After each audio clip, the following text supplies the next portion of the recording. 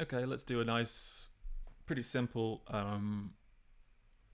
exercise trying to essentially manipulate an inequality to put it in a form that makes it obvious what it means in interval notation.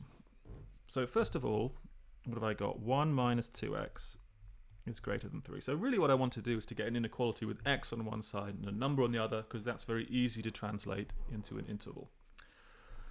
So this is if and only if what? Well, first off, let's get rid of the minus or the 1 on the left-hand side. So let's add minus 1 to both sides. That will give me minus 2x greater than or equal to, well, 2.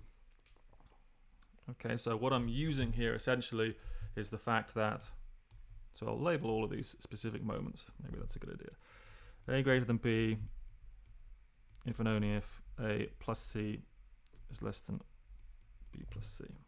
Or it's greater than b plus c, sorry. And c, of course, could be negative. So I'm just doing this with c is equal to minus 1 and then doing a very simple algebra to simplify each side. So is that correct? Yes, that's right. So next, well, I want to get x on its own. I need to get rid of that too. So the next thing would be basically to divide through by minus 2, which is the same thing as multiplying by minus a half. So this now is if and only if. So multiplying by minus a half would give this.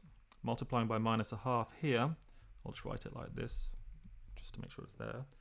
But crucially, it's going to change the direction of the inequality because of the fact, so let's get this right.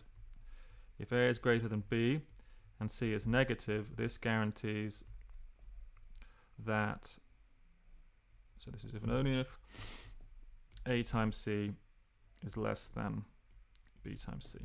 And that's my general property. Coming from the fact when I multiply by a negative, it kind of reverses things because of the reflection when you're multiplying by negative numbers. So now, of course, this is if and only if what? X is strictly less than minus 1. So what's the interval now? So this is if and only if x is in the interval minus infinity, let me write that properly, to minus 1, not inclusive of minus 1. So it's a good exercise, just checking very carefully that every stage you keep it simple, do one algebraic step, and make sure you really pay attention to the inequalities. The fact that they reverse direction is easy to mess up. You could have done this slightly differently to avoid this multiplying by minus a half. You could, for example, at this stage you could have rearranged it differently to have, or you could have added 2x to both sides and taken away 3 from both sides. So you could have written this as minus 3 less than 2x.